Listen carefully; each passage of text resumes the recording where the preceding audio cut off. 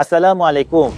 Dalam banyak mimpiku, Allah telah menekankan pentingnya menjauhi syirik.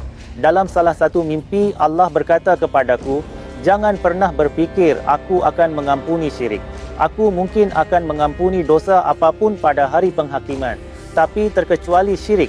Dalam mimpi lainnya, Allah berkata, Qasim, bahkan gambar kecil di sakumu, jika kamu tidak membutuhkannya, bisa menjadi bentuk syirik. Dalam mimpi lainnya, Allah berkata, dunia ini tidak pernah dipenuhi dengan syirik sebanyak seperti saat ini. Orang-orang bahkan tidak mengenali syirik lagi. Aku membantumu karena kamu telah menjauhi syirik. Pesan utama dari mimpiku adalah untuk menghindari syirik dan semua bentuknya, baik itu patung, gambar maupun penyembahan kuburan. Allah telah memberitahuku bahawa selama aku menghindari syirik, Allah akan membantuku.